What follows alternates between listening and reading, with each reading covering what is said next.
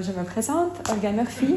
Je suis responsable de formation au sein de l'Institut de formation professionnelle et continue, qui est IBAV et qui est en fait à l'école Club Migros. Donc, les objectifs de cette formation, de ce cours, c'est effectivement de découvrir ce que c'est l'intelligence artificielle générative, de connaître les avantages et les risques de l'IA générative, découvrir la variété des tâches et des outils de l'IA, principalement pour le travail pastoral, et apprendre la communication efficace avec l'IA générative. L'intelligence artificielle, en fait, ça existe depuis très longtemps. C'est depuis 1950 que ce terme existe. Les technologies aussi. On les a utilisées depuis un moment déjà dans, par exemple, la prévision météorologique, dans tout ce qui est les assistants dans vos téléphones. Si vous avez Siri, Alexa ou OK Google, tout ça, c'est aussi l'intelligence artificielle. Dans la médecine aussi, dans l'agriculture, pour tout ce qui est les prévisions, l'intelligence artificielle est utilisée. Pourquoi alors ce buzz depuis quelques années? Parce qu'en fait, c'est l'IA générative qui est venue en fait se répandre. Et parce qu'avant, l'intelligence artificielle, c'était quelque chose réservé aux professionnels de l'informatique. C'était quelque chose de très, très étroit. Parce que communiquer avec une technologie informatique, il fallait avec le langage spécifique, avec le code. Et coder, il n'y a pas monsieur et madame tout le monde qui sait coder, on est d'accord. Et là, qu'est-ce qui s'est passé? C'est qu'avec l'intelligence artificielle générative, on peut parler avec notre langage naturel. C'est ça qui était un grand changement. Maintenant, quand on demande à une technologie d'IA de faire quelque chose, on ne va pas coder comme avant. On peut écrire avec nos propres mots. C'est ça un shift énorme qui s'est passé. De un. Et de deux, c'est que l'IA générative est apparue. Donc avant, c'était plutôt d'exécuter des tâches un petit peu qui étaient prévues par des algorithmes, plus ou moins. Et puis maintenant, c'est que l'IA peut générer des idées nouvelles, générer du texte, générer des images, générer des chansons, générer des vidéos. C'est pour ça qu'on dit IA générative. Donc tous ces outils qui génèrent quelque chose, c'est IA générative. Comment ça se fait qu'il génère quelque chose? Donc, il y a des débats encore. Il y en a des qui se disent qu'on ne sait pas. Il y en a des qui disent si on sait. Voilà, il y a des études qui se passent parce qu'en fait, ce qui s'est passé, c'est qu'on a pris, disons, une machine et puis on a pris une énorme quantité de données. Et puis on a dit à cette machine, apprends. Tu apprends comment nous, les humains, on construit des phrases, comment nous, on construit des textes, comment on construit des livres, etc. Et en fait, ce que l'IA a fait, c'est qu'elle a regardé, OK, je remarque que d'habitude, quand on met Paris est la capitale, dans 90% de cas, ça sera France. Et donc, en fait, il y a cette prédictivité qui fait que l'IA, il sait que dans 90% de cas, il y aura France. Mais et la capitale est une belle ville, c'est aussi une possibilité que l'IA a retrouvée dans les textes. Donc ça veut dire qu'à chaque fois, il y a des prévisions, c'est comme un modèle mathématique que l'IA fait pour calculer quel sera le mot suivant. Et c'est comme ça qu'il construit des phrases. À peu près la même chose a été faite par des images. Ils ont amené plein d'images, mais ils ont contrôlé. Ils ont dit, voilà, toutes ces images, regarde et apprends. Puis ça s'appelle chien. Puis maintenant, toutes ces images, apprends, ça s'appelle chat. Et puis maintenant, toutes ces images, après, on ne te dit pas ce que c'est. Et en fait, comme ça, ils ont arrivé par des méthodes différentes de faire les machines apprendre. Et après, quand ils ont appris et quand ils ont labellisé, ça c'est un chien, ça c'est un chat, ça tu ne sais pas ce que c'est, mais devine. Et puis il dit, j'ai vu dans les plusieurs de cas, il y a un museau, il y a des qui sont comme ça, il y a des yeux qui sont comme ça devrait être un chien. Puis les humains ont contrôlé, ils ont dit oui, c'est juste ou non, c'est pas juste, et comme ça les modèles ont appris. Est-ce que c'est plus ou moins clair jusque-là? Yes. Mais nous, on va se concentrer aujourd'hui surtout sur les chatbots. Les chatbots, ce sont justement des chats GPT, par exemple. Ce sont des technologies IA avec lesquelles on communique comme avec des chats, qui nous répondent comme dans un chat. Vous allez recevoir après la présentation, tout ça, ce sont des liens cliquables où vous pouvez cliquer et puis aller découvrir ces chatbots. C'est ChatGPT, c'est Gemini, qui est un produit de Google, c'est Claude, c'est aussi américain, c'est Mistral, c'est développé par les Français, et puis c'est d'une très bonne qualité. C'est DeepSeek, je n'ai pas mis le lien, parce que justement, de ce que j'ai lu, il y a pas mal de soucis au niveau de sécurité. C'est fait par les Chinois, et puis il paraît que nous, comme on a notre écriture, on a aussi notre façon de taper sur le clavier. Et c'est vraiment propre à chacun. Et il paraît que cette technologie, en fait, DeepSeek, il essaye d'enregistrer ça, donc des données très personnalisées à la base. Donc voilà, libre à vous de vouloir le tester ou pas, il est aussi très fort. Et Apertus, c'est un produit suisse, mais malheureusement d'une qualité assez faible. Pour le moment, pas du tout prêt à l'emploi. Quand je lui demandais des exemples de cas pour les agents pastoraux, en fait, il est parti dans l'agriculture. Je ne sais pas du tout pourquoi. Il m'a proposé comment on peut garder les troupes, des choses comme ça. Donc vraiment, peut-être c'était... Je ne sais pas de quoi il a pensé, mais il était vraiment à côté de la plaque. Alors, à vous de tester. ChatGPT, il a compris tout de suite ce que je voulais, mais avec Apertus, c'était un tout petit peu plus compliqué. Juste pour vous donner une ordre d'idée du premier GPT-3 qui était sorti en 2022, je crois, il y avait une telle quantité d'informations que pour un humain, s'il devait lire 24 sur 24, il aurait fallu 2600 ans. Donc ça, c'était il y a 3 ans, et ChatGPT 5, c'est en tout cas 1000 fois plus grand. Donc la quantité d'informations est énorme. Oui. Pardon ?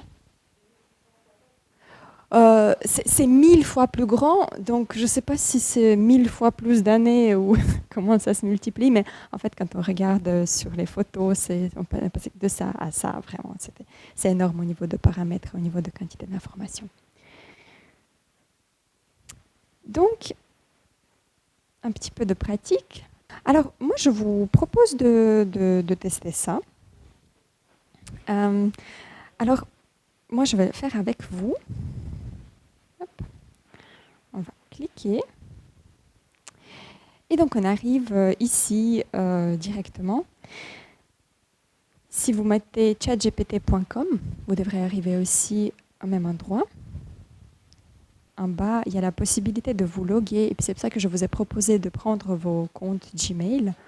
C'est pour vous loguer. Pour ceux qui sont sur le téléphone, vous aussi, vous pouvez c'est marqué s'inscrire, vous pouvez vous inscrire. Ce n'est pas nécessaire, ce n'est pas obligatoire, mais je vais vous expliquer pourquoi je fais ça.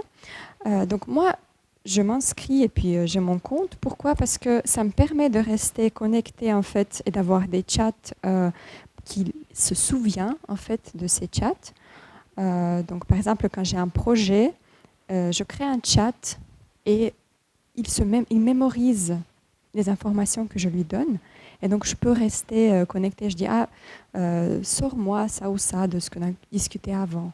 Ou voilà, maintenant, je veux créer ce script à la base du document que je t'ai donné. Donc, il se souvient. Et ça, c'est assez pratique. Donc, ce qui est intéressant, je trouve, c'est que vous avez la possibilité, dans les paramètres, de personnaliser votre style. On peut par exemple, ce qu'on utilise souvent, on peut dire on ne veut pas qu'il y a, je ne sais pas si vous utilisez parfois la langue allemande, donc suisse-allemand, vous dites voilà, on n'utilise jamais S7, on utilise toujours double S par exemple. Ou voilà, moi je crée les contenus pour les petits, donc je veux que toujours le langage soit simple, comme si on parlait aux enfants de 7-10 ans. Donc on peut créer toutes sortes de personnalisations où quand tu me parles, je veux que tu me tutoies ou je veux que tu me vouvoies. Donc toutes ces instructions, vous pouvez les mettre ici. Vous pouvez les dire, voilà, tu peux t'adresser à moi comme, je ne sais pas, Olga ou Murphy, ou Olga Murphy toujours. Vous pouvez mettre votre profession si vous voulez, ou les informations personnelles, voilà, selon votre avis. Mais du coup, quand vous donnez les informations, il va aussi adapter ses réponses en fonction de ce qui se passe. Donc ça, c'était juste une petite chose en plus. Vous avez d'autres paramètres que vous pouvez ici rajouter. Mais je pense que ça, c'était le plus intéressant, ce que je voulais vous montrer. C'est vraiment de choisir le style professionnel, chaleureux, spontané, etc. Et de donner les instructions personnalisées de qu'est-ce que vous attendez en fait de lui, comment il communique avec vous. Quels sont les avantages pour utiliser? Alors oui, il y en a des avantages. Donc on a dit gain de temps ou rapidité, automatisation des tâches répétitives, multifonctionnalité, donc les quiz, le résumé, génération des informations, etc. Personnalisation, ce que je viens de vous montrer, de vraiment, vous pouvez personnaliser ça pour vous et générer de nouvelles idées. Mais quand il y a des avantages, il y a toujours des risques. C'est quoi des risques d'utilisation de l'IA aujourd'hui? Effectivement, il y a des risques. Donc, on va commencer par hallucination. C'est quoi ça? Oui, les systèmes IA hallucinent aussi. Donc, quand je vous ai expliqué que le système d'IA est probabiliste, donc ça veut dire qu'il cherche la probabilité du mot qu'il voit après. Parfois, la probabilité du mot ne correspondait pas du tout à ce qu'il fallait faire dans la suite logique. Donc ça, on appelle une hallucination. C'est quand, au lieu de chercher les informations, le système d'IA les invente. En fait, il se dit, ça pourrait être ce mot-là. Et puis après ce mot-là, et puis après ce mot-là. Et puis donc, il crée une histoire totalement fausse. La majorité des systèmes d'IA aujourd'hui, ils ne savent pas ils connaissent pas ses propres limites, donc ils hallucinent, ils inventent, ils créent des faits qui n'existent pas.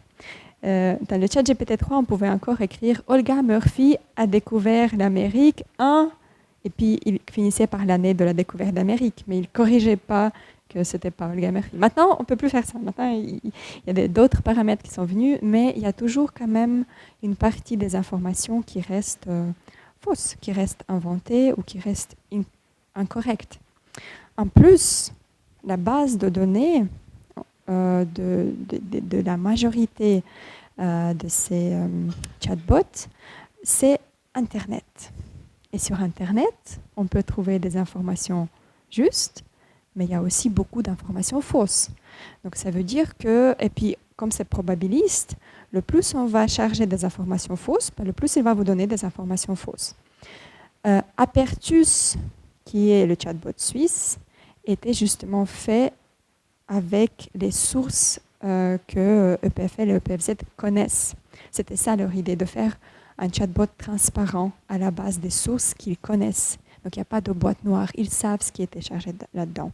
À Chuget d'ailleurs aussi, hôpital de Genève, ils ont aussi créé leur chatbot sur la santé à la base des informations officielles sur la santé. Donc pour ça, quand vous voulez quelque chose de qualitatif, certainement ça sera moins puissant et un peu plus ciblé, mais il y en a en Suisse par exemple. Mais sur le reste, que ce soit Gemini, ChatGPT, etc., il y aura des hallucinations. Comment est-ce qu'on peut les détecter? On ne peut pas. Non. On doit savoir, donc on doit rester humain, on doit avoir notre expertise pour le moment. On doit aller chercher ces informations ou on peut demander à ChatGPT ou au système que vous utilisez, donne-moi la source de cette information. Mais moi, j'ai déjà rencontré les problèmes où il me donne plein de liens, puis tu cliques, puis le lien est inexistant. Donc, de nouveau, vous ne pouvez pas vraiment être sûr à 100%. Deepfakes. Qui sait ce que c'est le deepfake? Non. C'est le fameux pape, un doudoune Balenciaga. Oui, donc ça, c'est ça vient de l'anglais. Deep, c'est profond, et fake, c'est faux. C'est profondément faux. Et puis là, on parle des images et des vidéos qui ressemblent, mais vraiment trop à la réalité, mais qui ne le sont pas. Et puis les technologies, en fait, on voit en quelques années, ils ont fait un progrès mais incroyable.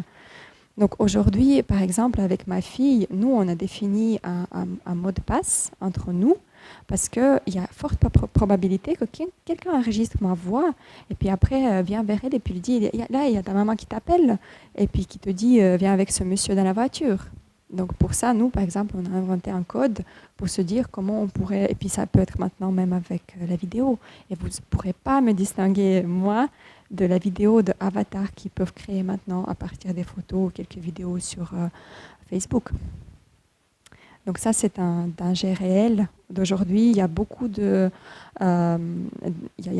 scams, des escrocs qui essayent d'appeler les gens en vidéo en disant « Maman, moi je suis bloquée à Thaïlande, j'ai besoin d'argent. » Et puis oui, bien sûr, quel compte. Et puis voilà. Donc il faut trouver des moyens humains de vérification, de s'assurer que c'est vraiment cette personne-là qui vous appelle. Ou du coup, au niveau de tout ce qui est l'information, ça complique aussi la vie. Parce qu'avant, on voyait la vidéo des politiciens, on savait que voilà, il ment ou il ment pas. Et puis maintenant, on ne sait plus. C'est la vérité d'aujourd'hui. Mais c'est pas si grave, quelque part. Parce qu'à un moment donné, tout ce qui était écrit, c'était aussi la vérité. Donc voilà, on espère qu'on va trouver des solutions pour ça aussi. Écologie. Donc pour ceux qui utilisent ChatGPT pour tout et n'importe quoi, j'ai une mauvaise nouvelle. C'est très, très grave pour l'écologie. Et j'ai été sur une conférence énorme à Amsterdam où il y avait la dame qui travaillait chez OpenAI, donc chez ChatGPT, et qui disait que les énormes corporations comme Google, comme OpenAI, non seulement ils utilisent les ressources, mais ils les utilisent dans les pays tiers qui ne savent pas se protéger ou dont les gouvernements sont corrompus.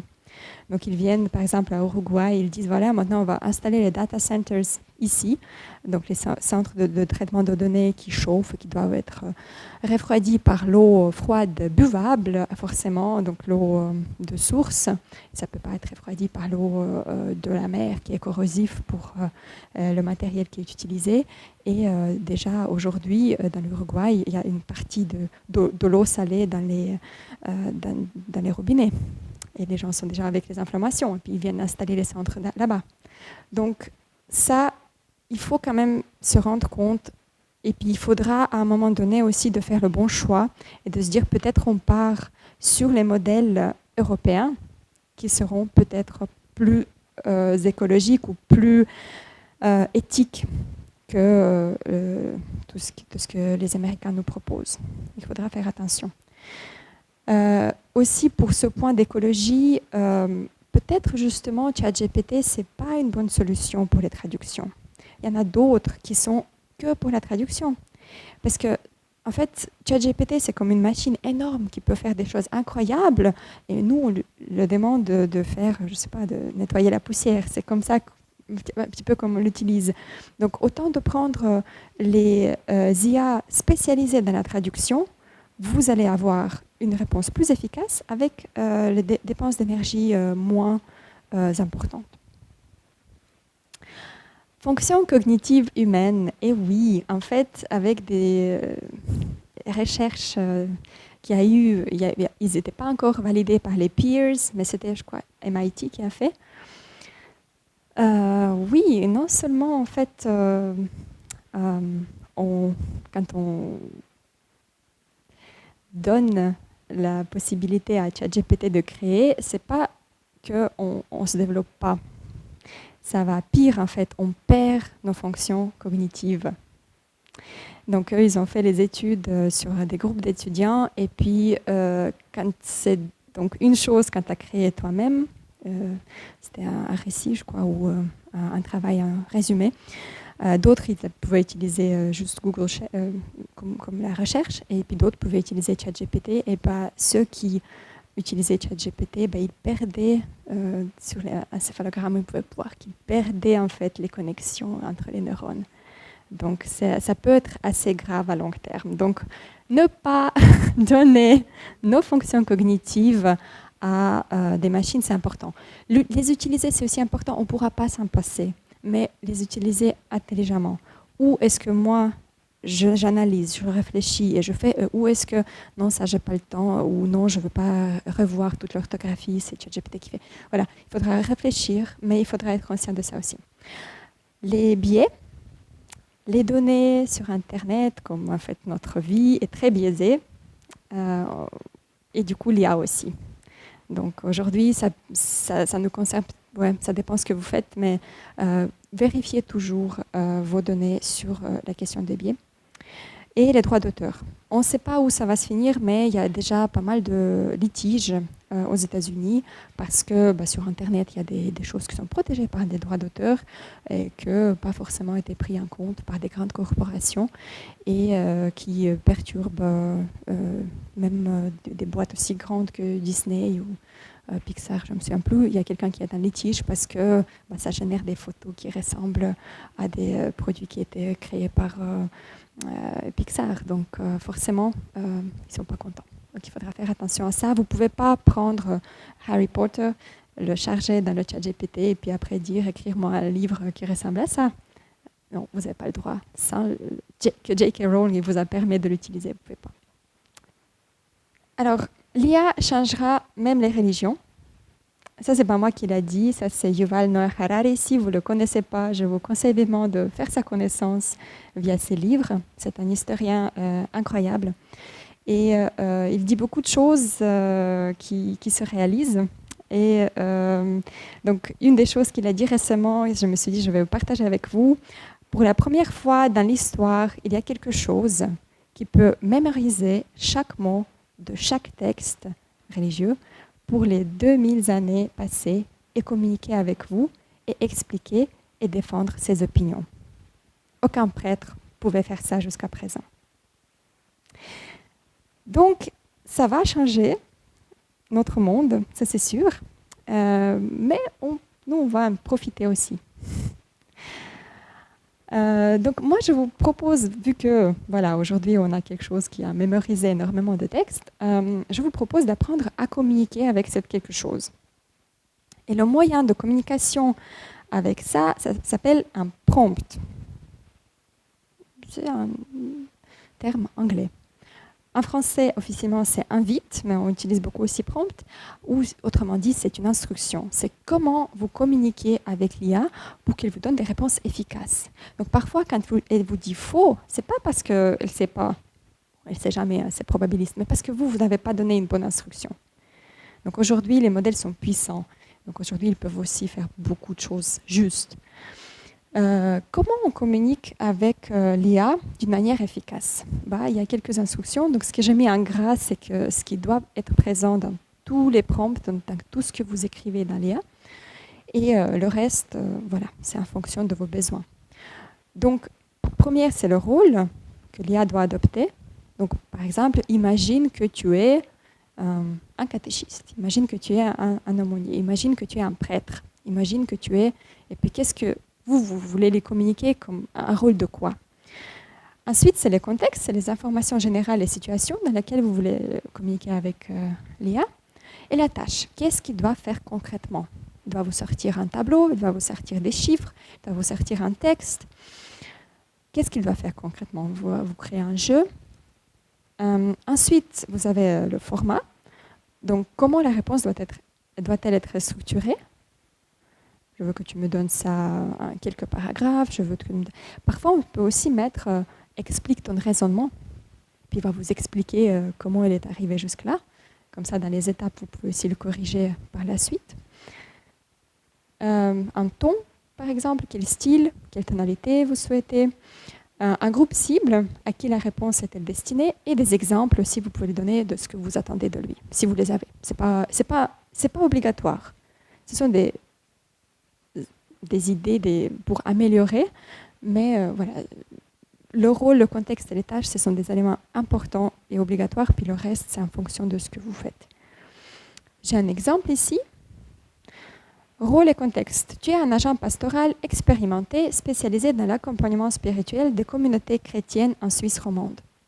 Donc, on a donné le rôle, agent pastoral, et on a donné le contexte. Où en Suisse, dans la communauté chrétienne, on peut aussi mettre catholique si besoin, ou protestant si c'est important. Donc, vous donnez le contexte.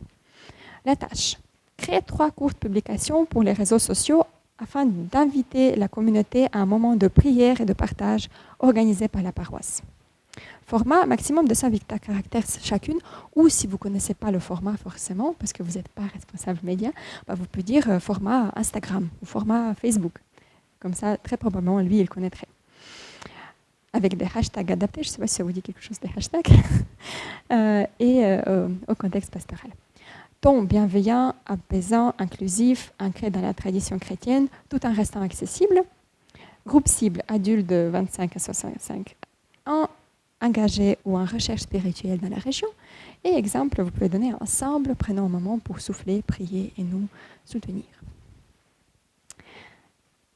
Donc, les idées d'utilisation de ChatGPT, moi, je me suis dit, je peux vous présenter, ou un autre chatbot, comme vous avez compris, c'est la même chose.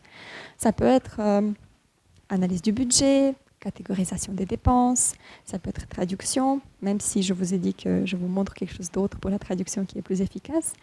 Les créations des présentations, parce que vous demandez à ChatGPT de vous créer un fichier PowerPoint, il vous le crée. Création des tableaux divers, aussi des fichiers Excel, correction orthographique, génération d'images, création de parcours de catéchisme personnalisés selon l'âge et le contexte paroissial, création de jeux spirituels interactifs, création de documents prêts à l'emploi, aussi en format PDF. Et après, l'imagination est votre limite. Et moi, je vous propose un travail en mini-groupe. Vous pouvez choisir donc, dans le groupe de 2 ou de 3, comme ça vous arrange. Ouais. À vous de voir. Mais c'est bien que ceux qui sont peut-être avec les téléphones sont ensemble avec ceux qui sont les PC. Donc, répartissez-vous. J'ai 2 options à vous proposer. Donc, après, on fait la pause. Mais d'abord, on va travailler un tout petit peu. Donc, soit vous vous dites, OK, moi, on va, par exemple, vous définissez un sujet. Vous dites, voilà, on va questionner, je ne sais pas, on va parler de parabole. On va préparer la parabole sur la maison, sur le sable et sur le roc pour les enfants de, je ne sais pas, 4 âges, par exemple.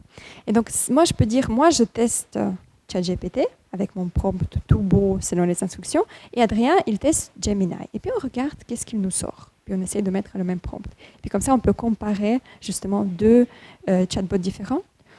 Ou, à votre choix, vraiment. Vous vous dites, moi, je mets un prompt comme j'aurais mis jusqu'à présent. Raconte-moi la parabole. Et puis, Adrien va le faire selon l'instruction de prompt que je vous ai donnée. Vous pouvez choisir comment vous faites. Et je vous laisse 10 minutes pour ça. Et puis après, on discute des résultats. Alors, moi, je ne suis pas la pro ni de la religion, ni de l'intelligence artificielle. Oui, qu'est-ce qu'il a dit? Donc, l'intelligence artificielle va avoir un impact sérieux sur nos vies et personne ne sait en fait de quelle ampleur aujourd'hui. Parce que c'est la première fois dans l'histoire de l'humanité qu'on a créé quelque chose qui peut créer. Avant, ça pouvait que copier ou automatiser. Voilà. Mais aujourd'hui, c'est quelque chose peut créer. Et ça, on n'a jamais vu. Et on ne sait pas ce que ça va donner. Même chose, du coup, là, pour la religion, ils ont, comme Harari l'a expliqué, il a dit, dans les religions comme islam, christianité, judaïsme, ce n'est pas une personne qui a raison, c'est un texte qui a raison, qui est la référence. Et donc là, il y a quelque chose de nouveau pour la première fois dans l'histoire de l'humanité qui peut se souvenir de chaque mot dans ce texte. Dans tous les textes qui ont jamais été créés dans le christianisme ou le judaïsme, ou peu importe. Et donc aujourd'hui, hier, vous êtes allé au prêtre pour discuter de certaines choses, pour comprendre comment ça peut être interprété dans le contexte du christianisme, aujourd'hui, vous n'avez plus besoin du prêtre pour ça, par exemple. Voilà, donc là, c'est après les questions philosophiques, et puis on ne sait pas ce que ça peut nous donner, mais Harari, il est allé même plus loin, il a dit, aujourd'hui, l'intelligence artificielle peut créer une nouvelle religion. Parce qu'avant, de nouveau, c'était inimaginable. Ce que je voulais juste vous montrer aussi, dans le chat GPT, vous avez la possibilité ici de rechercher des chats. Et donc ça, c'est des chats qui ont été créés et entraînés par différentes personnes. Il faut avoir un compte payant pour pouvoir le faire. Et un exemple ici, c'est par exemple, là, c'est le chat qui s'appelle Bible. Bon, Bible, c'est en anglais. Et puis là, il vous propose déjà quelque chose. Donc ça veut dire qu'il a été entraîné en sorte qu'il va vous répondre dans le contexte de la Bible, dans certaines tonalités, dans un certain style, en utilisant toujours Bible comme référence, etc. Donc on peut poser des questions et puis ça ne va pas être la même chose que le chat standard que si vous cliquez sur Nouveau chat, par exemple. Ou GodGPT, c'était un autre chat que j'ai testé aussi.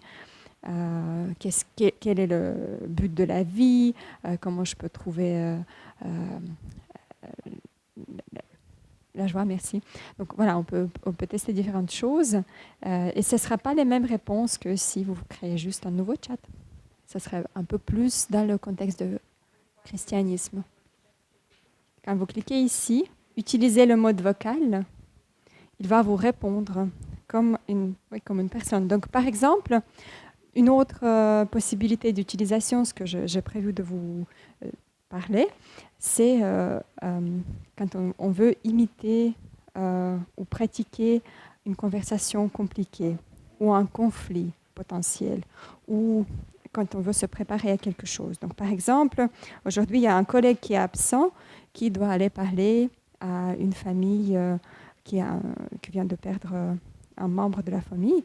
Donc, par exemple, vous faites ça pour la première fois, vous ne savez pas à quoi vous attendre. Vous allumez, vous dites salut. Aujourd'hui, dans mon rôle d'aumônier, je vais aller parler à une famille qui a perdu son fils. J'aimerais qu'on pratique cette conversation. J'aimerais pouvoir analyser qu'est-ce que je vais dire, comment ils peuvent réagir. Tu m'aides avec ça? Bien sûr, je suis là pour ça. On peut imaginer ensemble les différentes étapes de cette conversation, le ton à adopter, les mots à choisir et les réactions possibles de la famille. N'hésite pas à me donner plus de détails sur la situation et on pourra peaufiner tout ça. Le fils était très jeune, il avait 16 ans, c'était un accident de voiture, je ne sais pas par quoi commencer. Je comprends, c'est une situation très délicate et douloureuse. On peut commencer par exprimer nos condoléances avec beaucoup de douceur, puis laisser la famille s'exprimer et partager leurs souvenirs. On peut aussi réfléchir à des mots de réconfort et à des phrases qui montrent notre présence et notre soutien. On peut pratiquer quelques scénarios ensemble si tu veux. Voilà, juste pour vous donner une idée. Alors, c'est compliqué, il y a de plus en plus de dépendance, en fait, des jeunes qui communiquent avec les chats GPT, qui disent « il me comprend ». Pas forcément, il est fait de manière de toujours d'être avec vous, il n'a pas d'émotion, il n'a pas d'énervement, il ne va pas aller contre. Donc, il y a des problèmes. Et ce n'est pas aussi un chat qui a été conçu pour être l'aide psychologique. Donc, parfois, des choses n'ont rien à voir, et puis parfois, si on travaille avec les gens, nous, on voit les émotions, lui, il entend les mots peuvent mentir, etc. Bref, c'est tout un autre sujet, mais voilà, juste que vous soyez conscient de ce qui est aussi possible. Voilà, donc scénario d'écoute, de conflit, d'accompagnement, vous pouvez aussi pratiquer avec un mode vocal. Voilà. Donc, ensuite, je voulais parler des quelques règles de sécurité. Comme on a dit, the Big Brother is watching you, ça c'est la vérité. Les données, dans la majorité des cas, les données sont collectées, parfois utilisées, parfois pas. Il faut lire ou demander à analyser le résumé, le chat GPT des conditions générales d'utilisation. Mais souvent, les données sont collectées. Donc, on dit qu'on ne saisit jamais dans les chatbots publics les informations personnelles ou confidentielles de l'entreprise. On ne transmet que les informations nécessaires au système d'IA, donc toujours le minimum d'informations, et que les informations nécessaires. Donc au lieu de dire je vais parler avec la famille Bonfils, je vais parler avec une famille de Suisse romande dont un fils est décédé. Donc on essaye au maximum de protéger nous-mêmes et les informations qu'on met dans le chat. Donc pour les budgets, par exemple, vous pouvez sans autre mettre des chiffres, parce qu'en principe, il ne devrait pas savoir de quoi il s'agit, mais disons, ce sont des systèmes intelligents. Donc si vous avez déjà dit que vous êtes Madame Murphy et que vous travaillez dans le catéchisme, et puis après il va des chiffres, il pourra très bien aussi tirer des conclusions. Donc faites attention, multiplier, peut-être anonymiser, voilà, trouver des solutions. Donc vous pouvez analyser des chiffres avec, oui, vous pouvez catégoriser les budgets, créer des budgets, etc. Mais faites attention à ce que vous donnez comme information. Deuxième règle, c'est contrôler la qualité, donc contrôler l'exactitude des informations générées par l'IA. Ça va aller dans ce sens, je pense, parce qu'on ne peut pas faire l'IA responsable. Donc vous restez toujours responsable du travail que vous fournissez. L'expert, c'est vous. Donc quand vous produisez les textes, les présentations, peu importe, c'est vous. Vous ne pouvez pas après dire c'est pas moi, c'est l'IA. C'est logique, ça paraît logique, mais il y a déjà aussi des cas de litige aux États-Unis où l'avocat il s'est basé sur l'IA et puis l'IA il a halluciné, il a créé des articles de loi qui n'existent pas et forcément ça n'a pas marché. Donc vérifiez les informations, ça c'est important. Comme vous avez fait jusqu'à présent. Comment vous avez fait jusqu'à présent pour générer des informations? Voilà, vous vérifiez avec les livres, vous vérifiez avec les sites internet ou avec des sources de confiance et vous continuez comme ça. Vous n'avez pas d'autre choix. Donc ça c'est important. À faire attention justement, c'est là où je pense le nom, le nom des médias va rester important. C'est qu'aujourd'hui on voit cet effet, vu que de produire le contenu est devenu si simple, maintenant l'IA produit déjà, je ne me souviens plus, je crois que c'est 50% d'informations présentes en ligne, c'est énorme, déjà aujourd'hui. Donc, et puis ça va que grandir. Donc ça veut dire que demain, la majorité des informations sur Internet, ça sera produit par l'IA. Donc ça va être de plus en plus compliqué de vérifier l'exactitude des informations. Donc autant de se relier sur les sources auxquelles on peut faire confiance. Éviter les préjugés et la discrimination, donc tenir compte des stéréotypes culturels et liés au genre. Donc ça, beaucoup, on en parle dans nos cours sur l'IA pour RH, par exemple, parce qu'aujourd'hui, l'IA, elle va vérifier les CV et potentiellement, sachant que sur 100 dirigeants, il y a 80 hommes, rejeter toutes les femmes, juste parce que d'habitude, c'est les hommes, c'est la base de données, c'est comme ça. Donc, on parle beaucoup ça dans le domaine de RH, que l'IA est souvent biaisée. Donc, on doit toujours avoir un contrôle de l'humain pour exclure les biais. Et aussi, même chose pour tout ce qui est la race, les langues. Voilà. Parce que l'IA peut être biaisée. Après, dans votre contexte, je ne sais pas, mais à tenir compte de ça, que l'IA, très probablement, est biaisée. Donc, si vous développez un source et puis c'est marqué tout le temps il, posez-vous la question, est-ce que ça peut être elle? Est-ce que ça peut, dans l'histoire, ne pas être un garçon mais une fille? Est-ce que ça peut être ne pas un Européen mais quelqu'un d'une autre origine, etc. Donc faites attention à ce que vous consommez et produisez par la suite. Et quatrième règle, c'est transparence.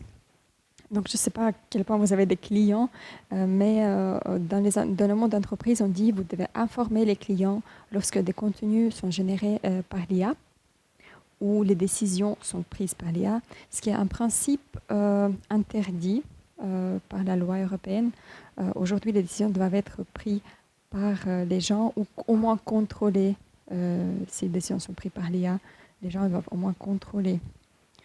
Et si la décision était quand même prise par l'IA, vous, comme consommateur, je ne sais pas, par exemple, vous avez été refusé d'un crédit bancaire, vous avez le droit de savoir pourquoi. Et puis si c'est une IA, vous avez le droit aussi d'exiger que la décision soit revue par les gens et puis vous expliquer par les gens, par exemple. Voilà, il y a des choses qui vont se passer actuellement. Il faudra se dire que l'IA, c'est un instrument, on ne sait pas encore l'utiliser correctement. Il y a des Voilà, un instrument, c'est quoi? C'est un couteau. Un couteau, c'est très bien de la cuisine et puis ça peut être quand même une arme. Donc voilà, c'est la même chose. On verra comment on va l'utiliser. Il faudra se dire qu'aujourd'hui, il y a le risque aussi de création des empires, on dit les empires de tech aux États-Unis, où du coup, toutes les ressources vont partir là-bas. Donc c'est pour ça que je vous dis Mistral peut-être, ou regardez les ressources suisses. J'ai entendu qu'un Suisse, Infomaniac, il est en train de construire un data center qui va chauffer les appartements. Donc, au lieu de se dire on va les refroidir avec de l'eau, on va chauffer les appartements. Donc, voilà, ils cherchent des solutions, d'autres, et puis il faudra s'informer. Il ne faudra pas juste continuer à utiliser ChatGPT parce qu'on a l'habitude, et puis avoir des comptes payants pour qu'ils partent justement de l'autre côté d'outre-mer, où on ne sait pas ce que ça va nous amener. Donc, voilà, il faudra être conscient et responsable. Moi, je vous propose quand même de créer une image pour tester. Et sur Google, sur Gemini, sur l'outre-mer, désolé. Parce qu'aujourd'hui, Gemini, c'est celui qui est le plus productif dans la création d'images. Je ne sais pas si dans votre quotidien, vous avez besoin de créer des images, mais j'imagine que oui. Vous avez parlé de paraboles, de brebis. Maintenant, vous pouvez aussi le faire sur ChatGPT. Mais pour comparer, ce serait intéressant sur Gemini parce qu'il est plus performant, je trouve. Donc, pour le prompt, on ne peut pas vraiment utiliser le modèle que je vous ai donné. C'est un petit peu différent. Vous pouvez aller au feeling ou vous pouvez dire à ChatGPT ou à même Gemini, crée-moi un prompt pour création d'images dans le format pour réseaux sociaux ou dans le format que je vais imprimer sur le fichier A4. Et puis, il va vous sortir un prompt que vous devez remettre dans le ChatGPT, copier-coller dans le ChatGPT ou Gemini et regarder ce que ça vous génère comme image. Ça joue pour vous? Ok, on prend 5 minutes pour ça. Il faut lire les conditions générales.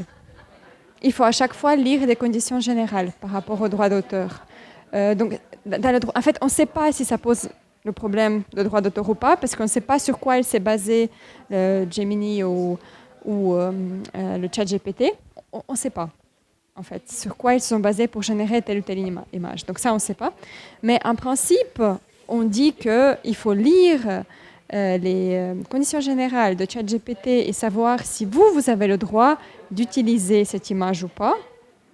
Et souvent, Gemini, il dit que oui, je crois, et puis ChatGPT aussi. Donc, mais il faut lire.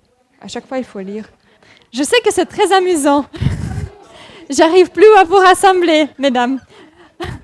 Alors, on va continuer. Il nous reste juste 2 petites slides. Puis après, je vous libère. Et puis vous pourrez tester à la maison sans autre, jouer, regarder, vous amuser. N'oubliez pas que c'est l'écologie qui est aussi un jeu.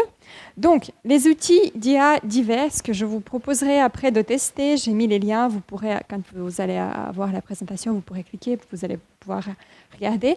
Donc, la traduction de qualité, y compris les documents, c'est DeepL. Et puis, il a aussi DeepL Write. Donc, il a aussi, si on clique, est-ce que j'arrive à cliquer donc là, il y a DeepL pour la traduction. Et ici, il y a DeepL Write. Et lui, il fait des corrections. Donc, au lieu d'utiliser ChatGPT et puis dire « corrige-moi ce texte », vous pouvez l'écrire ici. Voilà. Vous voyez ce qu'il fait? Donc au lieu de corriger via le chat GPT, vous pouvez corriger via ce système. Ce sera un petit peu plus écologique. C'est un autre système. Non. Donc ensuite, vous avez la possibilité de faire la synthèse des documents volumineux et communication avec chat PDF. Donc chat PDF ici vous propose de discuter avec n'importe quel de vos fichiers ou de faire des résumés par exemple. Propose aussi de détecter IA, savoir si le texte a été détecté par l'IA. Je ne sais pas jusqu'à quel point il est gratuit, donc vous pouvez vite atteindre les limites, mais à tester si ça vous intéresse. Vous avez la possibilité de créer des cours en e-learning interactif, donc ça c'est à tester aussi. Donc ça, il y a aussi un programme qui permet de créer des tests, même des mini-vidéos, des flashcards, des accordéons, des plein de choses. Et puis pour la formation, ça peut être intéressant.